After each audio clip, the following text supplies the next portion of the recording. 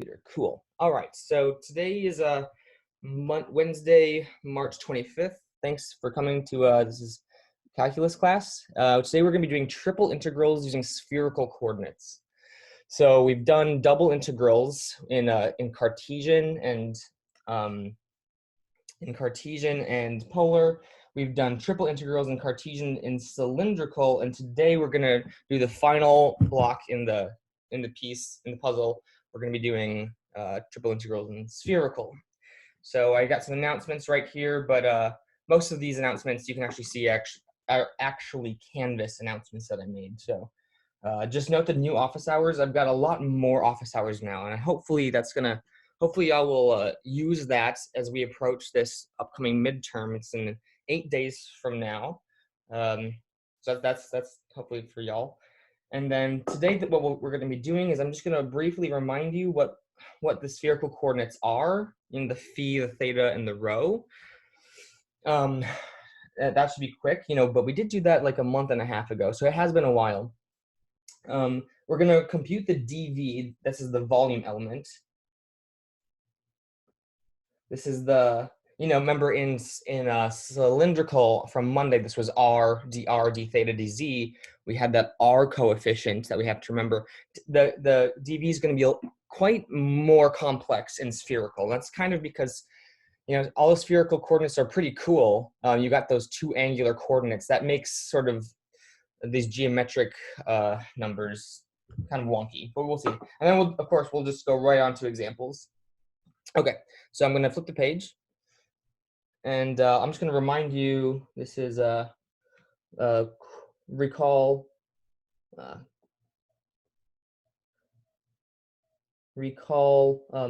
spherical coordinates. So we've got I'm going to do we've got phi. This is measured from the positive z-axis. It's an angle. We have theta, which was the same thing as polar and cylindrical. And then we've also have this rho, which is distance. It measures distance from the origin in 3D space. So it's different than the r in cylindrical. And what I'm going to do is I'm just going to quickly sketch a couple. So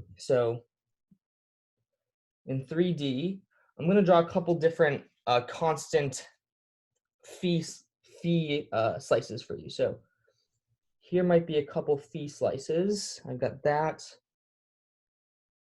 I've got this. These kind of make cones, and I'll describe what I'm drawing in a second.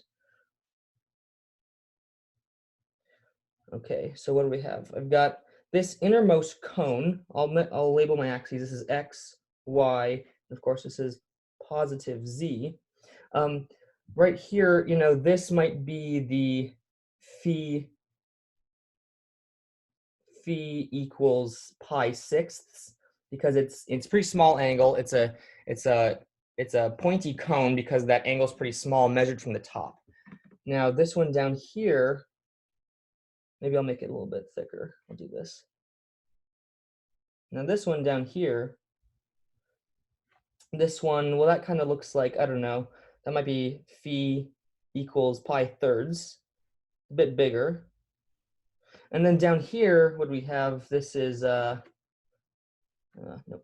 this right here.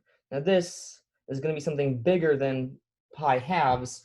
This is, well, this is probably, maybe this is phi equals 3 pi fourths. And this is pretty much like the most difficult of the three, or it's the most interesting of the three spherical coordinates, just because it's a second angular coordinate. Is essentially what it is.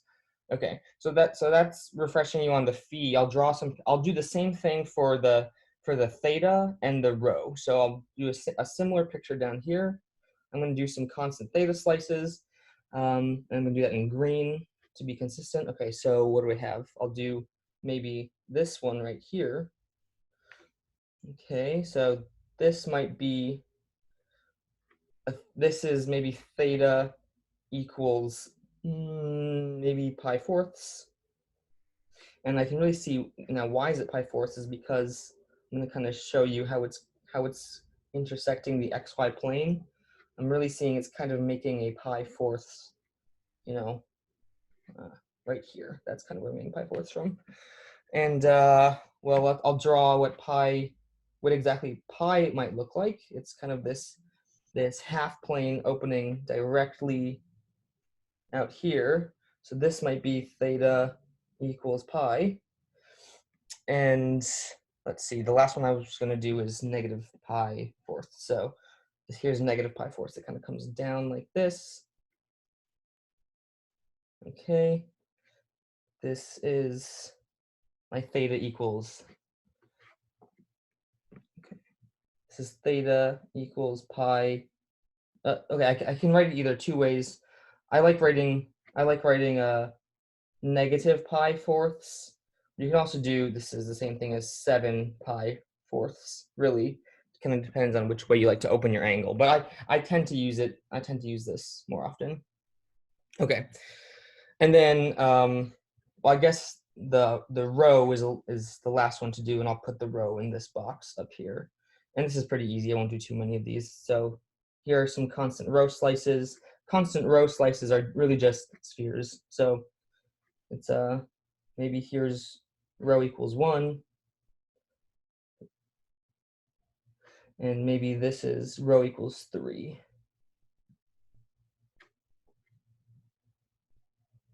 Okay, so that's just a brief reminder. Hopefully that's not too big of a deal, and I'm just going to flip the page right now, unless there are any objections. So I'm going to remove it. Okay, that was the reminder, and now the trickiest thing that we're going to do today is we're going to come up with what is the volume of a box that you get from swinging open those 3 coordinates. Let's see what we get. So this is page 3, and we're going to be looking at what is dv. So I'm going to do my absolute best to draw these pictures, but there's a pretty good picture in OpenStax 5.5. Yes, I can go back for a second. Yes, yes.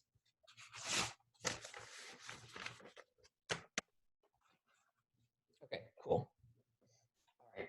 So what is dv? And I do post all of these things online as well. I hope you all have been seeing that in the files page. So okay, I'm going to try to draw this as nicely as I can. I'm going to ask 3 questions. So the first thing I'm going to do is what I'm basically going to do is pick a point in 3D space and see the distance moved as I take an angular swing, an angular phi swing, an angular theta swing, and bump out by a change in row. So it's okay if it doesn't make any sense what I'm talking about right now, but I'm going to draw some pictures. So the first thing I'm going to do is I'm going to hold. Can I write this actually? Let me see if I can. Oh, great, you can see. I'm going to hold rho. This is RHO, and that should be rho. I'll get better at this, I promise. Rho and theta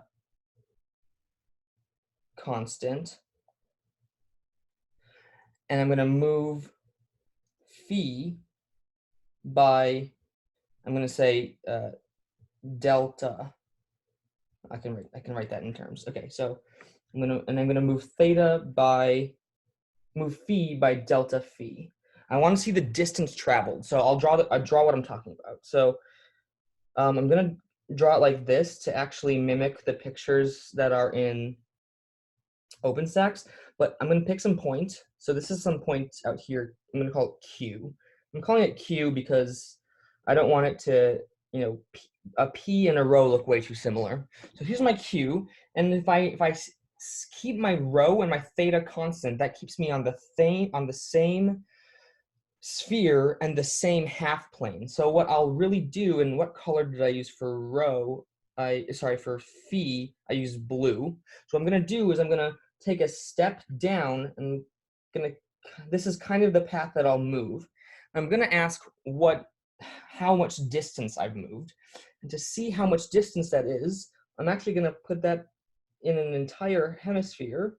And this hemisphere is the one that I get from this positive z-axis. And you can visualize this change in angular coordinate. This is delta phi. And I know this radius I know this is rho. So if you remember a couple weeks ago, we talked about how to get the arc length of the, where's my pointer? I've got a pointer. What's the arc length of this thing? And that's going to be the angle times the radius. And so this means I'm going to call this distance traveled, I'll use a big D. The distance for phi is going to be rho delta phi. Okay. I'm basically going to be doing the same exact analysis for the other two coordinates. Basically, rho is going to be the easiest one, and theta is the one where things get kind of weird. So I'm going to move the page and do the same kind of picture for theta.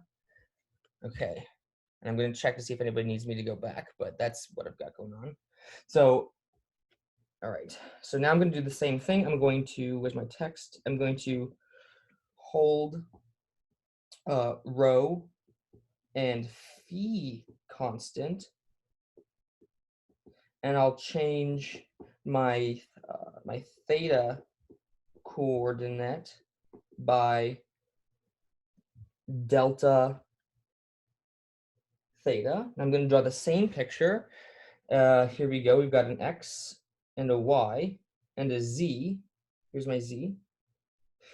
And my point is right here at Q. That's my Q. And let's see how I did this. So, all right. So I was doing my, hang on. Good. Okay. Sorry, I did that for the colors. So I want to keep the colors consistent. So if I'm moving around, could I go back to the second so I can take a picture? Sure. Okay. I'm going to be doing the same thing. So that blue was kind of illustrating how I move with the phi coordinate. Now I'm going to be doing an orthogonal circle, which is the theta coordinate. So remember, the theta coordinate is telling me to swing around that positive z-axis.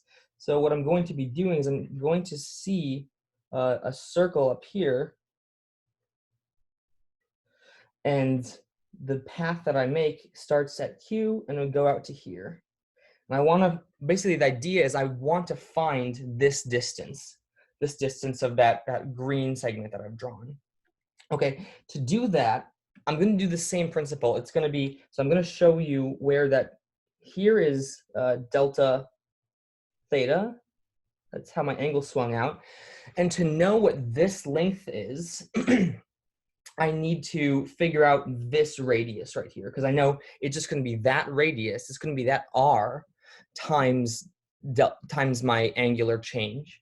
So to figure out what that thing is, I can draw my picture. You know, really it's this thing where this is my phi, this is my rho, and this is my r. And to get this r, I see that r is merely, it should be sine. Good. So it's actually rho sine phi. And so this distance, I'm going to do the same thing as the previous page. I had my d sub phi. I know there are a lot of d's going on. I'm sorry. There's just not another letter that's going to help me describe distance. So my d sub theta is going to be rho sine phi delta theta. Okay. Okay. All right. And then that was probably the most tricky one because I had like a rho and a sine, but that's what we've gathered from this thing. And I'm going to move on to the next page. This was page 4. Okay. The next page is the easiest one. I'm just going to do the same thing, but for rho. Okay, so now I'm on page 5, and okay, so I've got my x, my y, and my z. My same point right here is Q. And I'm gonna do the same thing. I'm gonna hold the two angular coordinates. So phi and no, goodness, phi and theta constant. No. And I'm gonna change the rho coordinate by delta rho. Okay, by delta rho. And really, I don't need to draw any angles or anything like this. This is the easiest one. This just really moves outwards from the origin. So if this is my rho, then this distance is my delta rho, and I can really just see the distance traveled as I move along rho is merely delta rho. And so what I'm going to do now is I'm just going to show you like what we did in the previous in cylindrical. What we did was we drew the coordinate box that we get. And so the coordinate box I'm going to try to draw now, where is it? Okay, if here was my Q, that was my Q. Well, here was how I move with theta. So this was, sorry, that was my phi. This was dphi, okay. Did I do phi in green? Yes, and then I did theta in green. So here was my dtheta. And this is my d rho. This is d rho. And what this kind of does is this makes like a spherical box. So it kind of makes this thing right here. And now the volume of this thing should just be the product is roughly the volume of a box is about equal to its three edges. So it's really going to be what do we have? I'm going to do it's the three. Now I want to start with blue just to keep everything in chronological order. So d phi, the distance, this distance, and this distance. And if I'm not going to go back, but if I kind of combine what all those three things were that we computed, this turns out to be, well, I had two rows. If you go back, hopefully you've been writing this down. We collected two rows, and we collected a sine of phi, and then we had three deltas. So delta rho, delta phi, and delta theta. And this, as we take a limit, as these pieces get very small, we get a formula for our volume element in spherical. So I'm going to move to the next page. Okay, now we're on page 6. Oh, it's not. Okay, that's really going slow. Okay. All right, so this means that dv is rho squared sine phi d rho, d theta, d phi. Again, you can flip the orders of these if you need. Can I go back for a second? Yes, I can. Okay.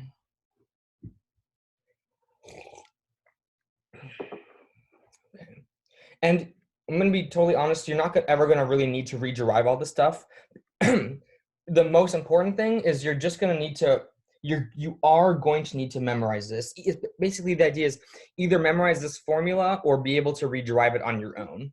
So I really hate saying that you have to memorize stuff in any math class.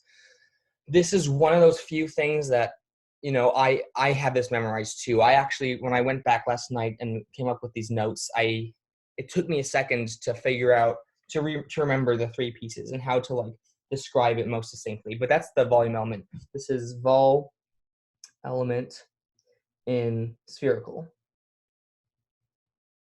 And recall, dv is in Cartesian was just dx, dy, dz, and dv this was Cartesian, and dv in cylindrical was just r, dr, d theta, dz. This was cylindrical. And if it helps you, there was really like a 1 right here, and here there's an r. The coefficient here is much more complicated. This is a rho squared sine phi. So this it's the price you have to pay for having more angular coordinates is all I want to say about that. So basically this we got the product. This was everything we needed, and this is everything we need to start setting up triple integrals using spherical coordinates. Okay, so let's do an example. So what we can do, oh man, this is going really slowly because I wrote that example like a second ago. Okay. So what we're going to do is we're going to compute the volume of a sphere of radius r. Okay. So to do this, we're gonna basically what we're gonna do is we're gonna set a triple integral up, describing this is, if I call the volume inside the sphere of radius r omega, what we're doing is we're integrating the function 1 against our volume element. And now we have our volume element, so we know what to compute. So to describe omega, we can just use our spherical coordinates. Okay, so our theta, we're going to include everything, all the range of 0 to 2 pi. And our phi is going to go from the top at 0 all the way down. We make that's a 180 degree flip down, so we go down to pi. And our rho is starting off at 0 and we're ending off at our big R. So our R is, thinking about this as a constant. This is a constant. So we're actually going to get the formula for the sphere of radius r. So you'll never have to, we're getting the formula for the volume inside the sphere of radius r. So in theory, you'll never have to like look this up again because I forget it every single time. So those were my bounds, and I'm going to move to this next page. Okay, here's page 7. So the volume is going to be a triple integral, so 0 to 2 pi. Okay, I'll keep it thick. We're in 0 to 2 pi, and that was my theta. We're doing 0 to pi. This was my phi, so here's d phi. And my rho is going from 0 to cap r. This was my d phi. No, sorry, my d rho. Oh man, it's stuck. I'm sorry. Hang on. Let me turn off. I gotta turn this off again. Sorry. This happens sometimes. Okay, this is what we have. Okay, I gotta be careful in case that happens again and I don't notice it. Okay. Okay, so, and I have almost everything. You can see what's gonna go inside here is the volume element that we recorded. So I'm gonna go back to the previous page, and that should be rho squared sine phi. So I need rho squared sine phi. So if it helps, this whole thing right here is my volume element, and here was like basically my 1, and that's because to the volume you're integrating the constant function 1. If I were integrating a different function over this omega, over this region, this is where I would put my function, and I'd have to write it in spherical coordinates. And we'll do that in a second, but right now let's just keep it simple and let's just integrate 1. So, all right, this integral is completely doable. Each piece, it looks long, but I swear none of the pieces are that complex. So first we're going to do that rho integral. So a rho squared becomes a rho cubed, and we divide by the 3. So I'm going to have a 1/3. I'm going to keep that outer 0 to 2 pi integral. I'm going to keep that 0 to pi, and I've got r cubed. And I've got my sine phi that hangs out for the ride, and my d phi and my d theta are also hanging out. Okay, great. Now that r cubed is a constant, so I can pull that out, and I'm going to integrate sine to get negative cosine. So that's what's happening in this next step. That r cubed got pulled out, and we're going to have a negative cosine of phi evaluated at pi and 0. And this is a d theta. It's also very important. I promise I've made this mistake a million times. You've got two angles. You've got phi and theta. So you want to be really careful not to accidentally flip them when you're doing integrals, because you might get the wrong answer if you accidentally flip them. So if I substitute into my cosine, I have negative, well, what do I have? Crap. Wait, did I do this right? Okay, this should be r cubed over 3, 0 to 2 pi, negative negative 1 minus 1. Sorry, I'm having a moment.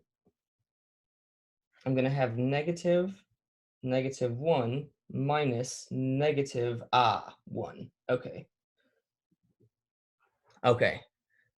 I knew we shouldn't be getting 0 because we're doing a volume, right? Okay, so that's kind of how you substitute that stuff in. And so this is just 2. And really now you've got 2r cubed over 3 times 0 to 2 pi d theta. That just is 2 pi itself. It's 2 pi. So final answer is 4 pi r cubed over the 3. So that's the volume of a sphere. And I literally, every time I need to remember the formula for volume of a sphere, I swear I do this integral.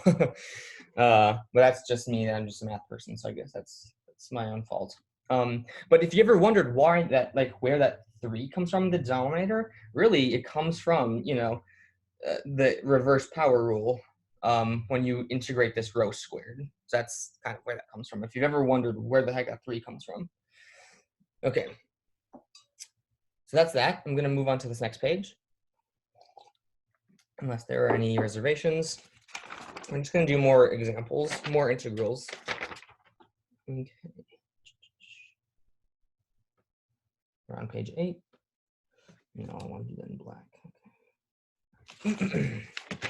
Okay.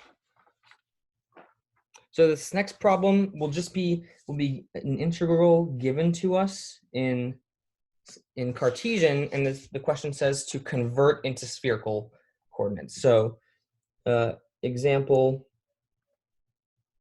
converts into spherical chords.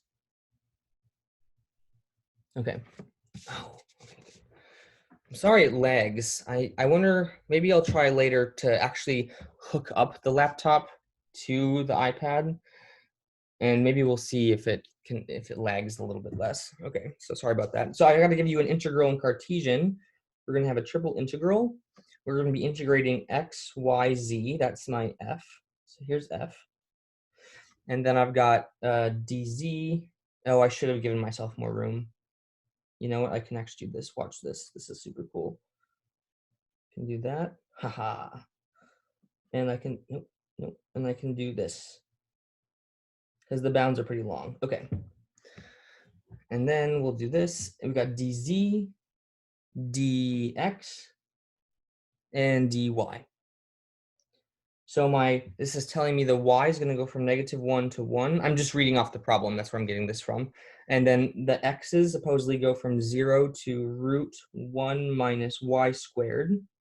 And then the z down here, the lower bound is x squared plus y squared. And upper here is x squared plus y squared in a square root. Okay. So at first, it's lagging. Okay. So at first, I have no idea. The first thing, and this is the hardest part, is like, what is this omega? I don't know. So let's figure out what it is. This is telling me my y's are between, my x's are between, and my z's are in between. -1 to 1 and 1. I'm just kind of copying and pasting the data I'm reading off of the bounds of the integrals. Okay, so I've got to figure out what this is describing to me. This is telling me something. And so one way I can do it is first it's telling me stuff with x's and y's. So just the top two lines are telling me a two-dimensional region in XY space, which is telling me the bird's eye view of omega. So green, this is giving me a bird's eye view of the situation. And this is telling me, all right, my y's are ranging from -1 up in here to 1. And for each horizontal, for each tick mark, my x is starting off here at 0 and ending up at this semicircle. So the bird's eye view is the semicircle of radius 1 in the xy plane. xy. Okay. So then this z is telling me, you know, there's something happening above this region. Like I got to figure out what the solid is doing as it makes this green shadow. But I noticed something. I noticed that z, the bounds are radially symmetric. So I can really see this is really r squared is less than or equal to z, which is less than or equal to r. And now I can look at what this is describing to me in a theta slice. In a theta slice, this tells me, all right, I'm going to draw my r and my z. So here's r and z. And what it's telling me is that I'm below I'm above the parabola, but below the line z equals xy. Sorry, above below, oh gosh, z equals r squared, and up here is z equals r, okay? And so really to assemble the picture, I mean, how does the red picture interact with the green picture? Well, you know, this is my bird's eye view, this is my radial slice. So how does this show up in the bird's eye view green? Well, that blue vertical z-axis shows up as this point right here, and this, you know, this r shows up as a segment like this. So it sort of is like half of a, like if you've ever taken a lemon and made lemon juice, and you know you've taken that pointy thing and shoved it into the lemon. It sort of has a cone removed on the inside, but there's still some pulp making it a 3D region. And then we've sliced the lemon in half. So I'm not even going to attempt to draw it, but I think we have enough data to try to describe this omega in spherical coordinates. So I'm going to just, okay, how am I going to do this? Well, it's easy to see. I can already tell you what the theta bounds are going to be. Let's take a moment and write into the chat what we think the theta bounds will be for this region. It'll take a while because you write pi as pi, 0 to pi. Okay, that's the correct width, but it's going to start a bit lower than 0. Yeah, I'll go from -pi/2 to pi/2. Yeah, 0 to 2 pi, 0 to pi is correct. Yeah, okay, good. Okay, good. Yeah, because down here, exactly, that's negative and that's positive pi/2. Good. So that tells us our theta. That tells us our theta. And now we just need to describe basically this region right here with the other two bounds using a phi and a rho. So I'm going to undo that because I don't want to muddy this too much. I'm going to move to the next page. I'm going to draw the same sort of picture. So basically this is now what we're trying to draw. Am I stuck? I'm stuck. Oh gosh, okay. Sorry. So I'm so sorry, everybody. I'm learning. Okay, okay. I didn't draw anything. I don't think I drew anything that you haven't seen before, I don't think. So that was the last page. Now, what I'm doing on this next page, this is page 9. You know, the hardest part on all of these integrals is just setting up the bounds. And I think that's what you're going to learn. Is like, that's the trickiest part. Once we set up the bounds, we're basically done with this integral. So, you know, my theta, as we said, is between -pi/2. Okay. And then what I've got to do here is I got to describe this picture using phi and theta. So let's think about the phi. Let's think about the phi. here is phi equals 0. I don't really want to include that. Here's some smaller values of phi. I only want to start including phi when I hit that line. And that, so I want to start my phi values. My lowest phi will come from that line, and that has phi value of pi fourths. This is pi fourths, okay? And I want to keep including my phi values until I hit that positive x-axis or the r-axis. I want to stop including right at that point because I don't really need to include anything right like here. So that happens at pi halves. Now here's the trickiest part of the problem is getting the row bounds. So basically what you do is you take an arbitrary phi value in my prescribed range above. Well, my row min, that's always constant. My row min is always 0. That's always 0 right here. But my row max is going to come from this equation. And that equation was, this equation, row max comes from the equation z equals r squared. So we're going to have to think about this for a second. We're going to have to come down here. What we're going to have to do is we're going to write that equation in spherical and then isolate for row to get row max. So write in spherical and then isolate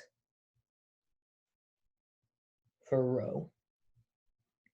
So if I want to write this in spherical, well, I know z is rho cosine phi. This is from a long time ago, so you'll have these in your notes somewhere. It's just slowly catching up. Z equals rho cosine phi, and R equals rho sine phi. I promise it's in your notes somewhere, and you can convince yourself by just a little bit of trig. It's essentially SOHCAHTOA. And then what do we have? The equation is now rho cosine phi is the other thing but squared. So it's rho squared sine squared of phi. And this tells me if I want to divide by a row and divide by sine squared, this tells me rho max should be equal to cosine of phi over sine squared of phi. And that goes right here. Okay. So what we've done is we've described let's go back. I'm just going to show you originally what we had to do. We figured out what the domain was describing, and then we changed. It's like we changed it from English to French. Like we changed the language. We described this region after we translated it. We figured out what the physical region was. We figured out the new coordinates, and then we've got to translate the other pieces. So we've got to change the f, and then we've got to change the dv. So we did most of the legwork just now. So I'm going to come over here. I'm sorry, I'm kind of all over the place. I wanted to draw big because if I draw small, it sort of gets clumped. I think this is easier to read. We'll see. I would love feedback. Tell me if I'm moving too fast. Can I go back for a second? Okay, I'm going to go to page 9. Okay. And it also doesn't help that the thing is kind of lagging. Okay, so here's what we're going to do.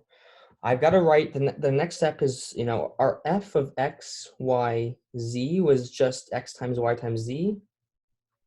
And remember, so this is from a long time ago. I might as well just write it out for you. So x, y, z, the formulas in spherical, they all have a row. Z has a cosine of phi attached to it. And then x is a cosine theta. Y is a sine theta, and x and y both get a sine phi attached to them. It's the price you have to pay for angular coordinates, essentially, that these things are kind of long. So this means if I want to write f in terms of these coordinates, I've got to multiply boom, boom, and boom. So this means that f in spherical is now, okay, how many copies of rho do I have? 3. So it's going to be rho cubed. I've got a cosine of theta, and I'm going to do this. If you reject this, if you hate this, let me know. You should interpret that as cosine of theta. This is going to be sine of theta. This is going to be, I've got 2 sine phis, so I've got sine squared of phi. I'm really just doing this for legibility right now because the integral gets kind of long, to tell you the truth. And then I've got 1 copy of cosine phi. Now my dv, if you recall, my dv is rho squared sine phi. This is the thing we described in the beginning of class in the first 20 minutes. And then I guess we'll have like d rho, d phi, d theta. So to assemble the integral, so in conclusion, the triple integral of f over omega with respect to volume is the following. Okay, in the previous page we had our theta was going from 0 to 2 pi. Our phi was starting at pi quarters and ending at pi halves. And our rho was going from 0 to cosine phi over sine squared of phi. Then I've got to include my f. So this is going to be rho cubed, cosine theta, sine squared phi. Oh my goodness, this is crazy. Cosine of phi. This was my f. And I've got to include that. I thought theta. Oh, sorry. You're right. Thank you. Good call. Good catch. Good catch. Yes. Sorry about that. Okay, we're going to erase that. Thank you. This was negative pi over 2, pi over 2. See, I mean, so often the thing really is 0 to 2 pi, so that's just kind of what my body wants to write without thinking. So then I've got to include my dv. So I've got another 2 copies of rho. I've got a sine phi. Can I squeeze it all in? D rho, d phi, and then d theta. Oh gosh, I'm sorry, it's not pretty. Okay, but that's the final answer. And yeah, I mean, this integral might be doable. The only scary thing is this thing up here. We're not going to do it. But I think if you actually wanted to go ahead and try doing this integral, I think it would be doable. I think you would do some of those sort of sine and cosine u sub tricks that you did in Calc 2, where you kind of changed out sine squared for a 1 minus cosine squared. That's probably the advice I'd give if you actually wanted to compute it. So that's the final answer, and then we're kind of done. So there's another problem. Let's see. Okay, that was page 4. Okay, so I'm going to move to this next page. We're going to do a similar problem. It's going to say convert the integral to spherical. So here's the integral. Oh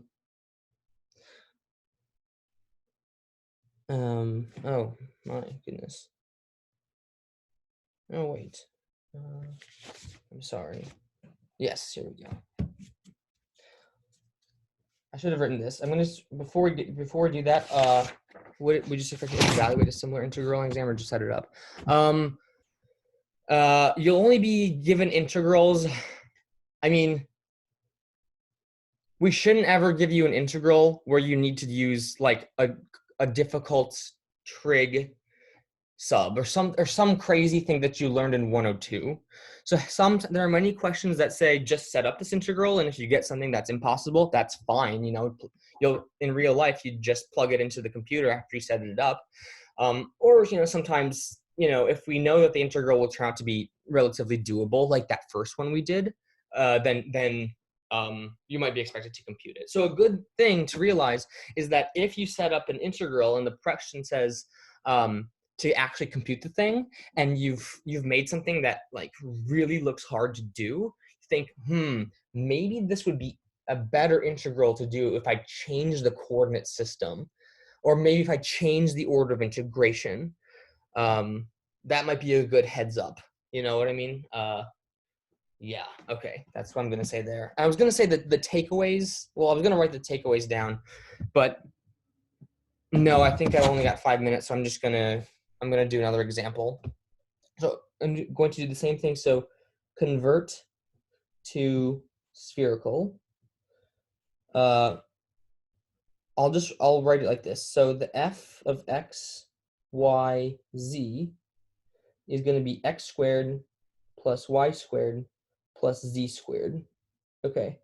So in the chat, it's damn. Thank you. Okay. Thank you. We're going to figure this out because this is, there we go. Okay. Okay. So we're going to convert this thing to spherical. Thanks for the catch. And so let's write in the chat, how would you convert this to a spherical function? It's actually quite clean in spherical coordinates. It's rho squared. Good. Yes, this is just rho squared itself. Perfect. Okay. Thank you. And then the bounds of the integral are, let me read this. Oh, gosh. Okay. So we're going to be doing z. No. Our y is between 0 and 3. Our x is between 0 and this, 0 and the square root of the square root of 18 minus y squared. So I'll tell you right now that this describes, just like before, a semicircle of radius, hang on. Now I'm confused. Why is it not 9 squared? Oh, it is 9 squared. I'm sorry, everybody. I should have looked at the thing. I've got 3 minutes to finish this. Okay, that's a 9. And so this describes a half semicircle of radius 3. And then z is between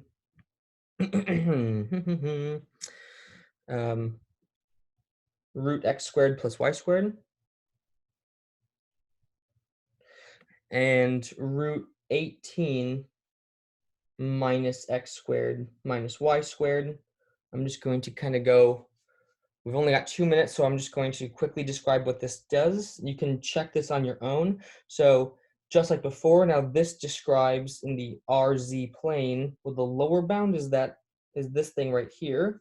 And the upper bound, this was Z equals R. And the upper bound is a semicircle. And this is semicircle